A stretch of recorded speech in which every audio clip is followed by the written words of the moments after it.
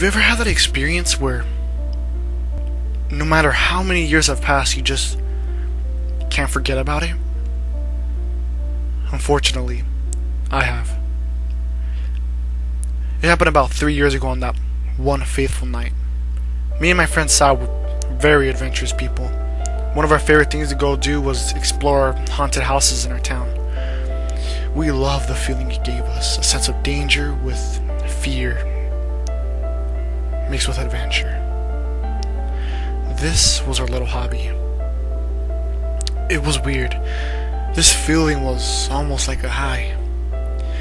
Anyways, me and my family were gonna go take a trip to Arizona to visit some family over there. And since it was only me, my mom, and my dad, I knew that I was going to be extremely bored. And so I took Sal with us. I tell you, the road trip fucking sucked.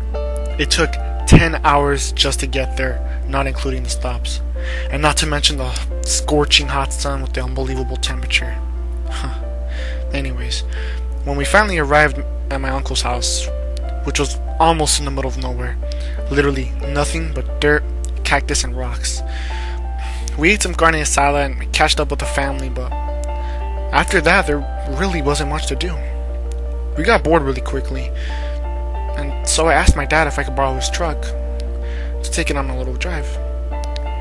He hesitated at first, but then said yes, surprisingly. I think it's because he knew me and Sal were just sitting in the living room bored. And so we got in the car and started driving. Like an idiot, I thought it'd be a fun idea to go off-roading. Damn. What, man? Dude, maybe we should go back already. It's already getting dark. Dude, relax. Look, let me drive all the way to that hill right there, take a couple pictures, and we'll go back. Alright? Besides, I have the GPS right here. As I was driving, I noticed on the corner of my eye there was an orange figure. As we drove closer, we realized it was an abandoned house. Daniel, dude, we gotta go check it out. I'm with you, man. We got out of the car and began approaching the abandoned building. It was creepy and very interesting. I can tell the spark in Sal's eye started to show. Now there was no turning back. We tried opening the door from the front, but it wouldn't budge. It was as if something was blocking it, so we began scouting the perimeter of the house.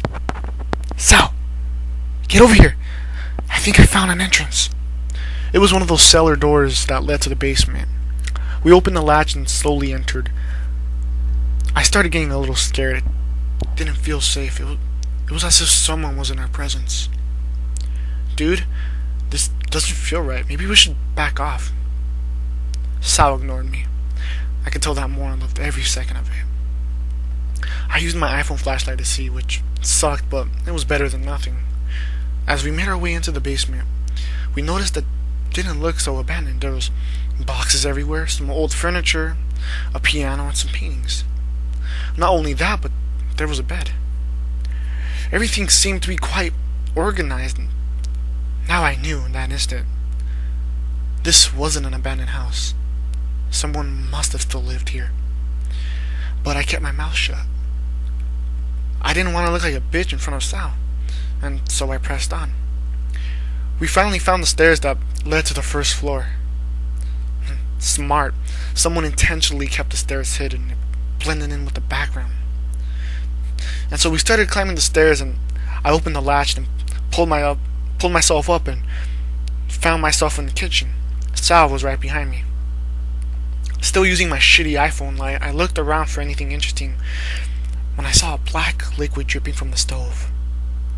At first, I didn't think much of it. I thought it was leaking oil or something. I didn't know. And I saw Sal take his fingers and slid it across the liquid. When all of a sudden, Sal froze. Sal! What happened? Dude!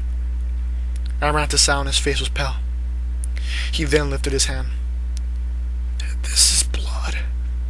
My heart nearly stopped, and I couldn't help the fact that my legs were shaking violently. I opened the oven, and what I saw was absolutely mortifying. It was a dissembled corpse. You could still see the agonizing pain on his face. My legs became extremely weak, and I dropped to my knees and started throwing up. Sal fainted and his head hit the floor hard. Alarmed, I went over to Sal and saw he was unconscious. I started sobbing as millions of thoughts were going through my head. I grabbed onto my best friend and crawled over to the basement door.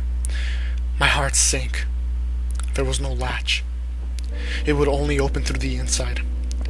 With all my strength, I grabbed Sal and ran into the nearest bedroom. It was pitch black. I couldn't see anything. As I knocked the door down, I could hear footsteps across the house. My adrenaline was pumping. I put Sal under the bed that was there, and I hid in the closet. The footsteps stopped so quickly, I thought maybe it was part of my imagination. I opened the closet door and slowly came out.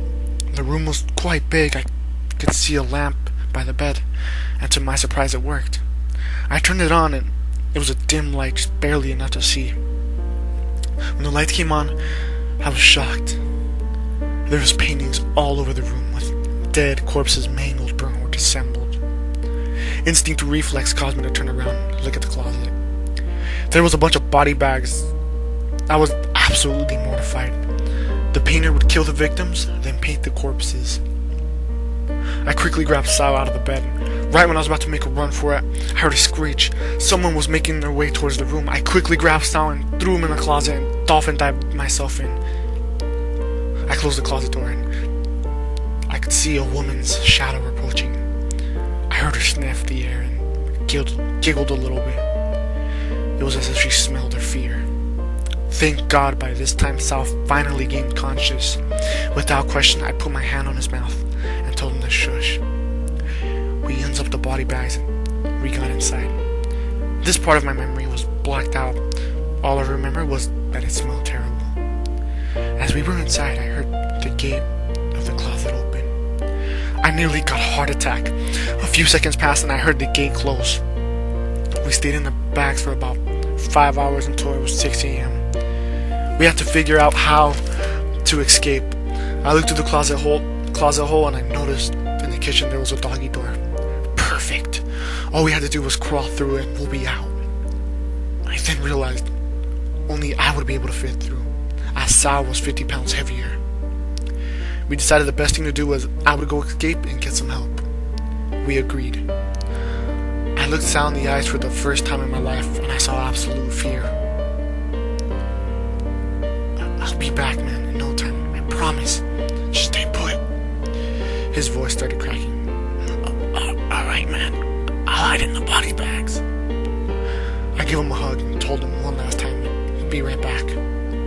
I opened the closet gate and started crawling down the kitchen towards the doggy door. Thank God no one heard and I managed to fit through. I finally got out and started running as fast as I can to my car when I realized Sal had the keys. Damn it! Without thinking, I ran through the desert 10 miles down to the nearest town. It was the run of my life. I found the police station, gasping for air. I told them everything. I got a squad of 5 police cars with me and we tried looking for the abandoned house. I didn't know where it was. I completely forgot. We went searching for 2 days straight and we didn't find anything. Finally, on the 3rd day of searching, we found the trail that led to the abandoned house. I was told to stay in the cop car for safety purposes.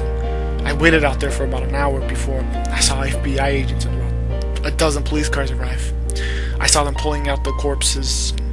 A cop came back and told me I had to head home due to the investigation.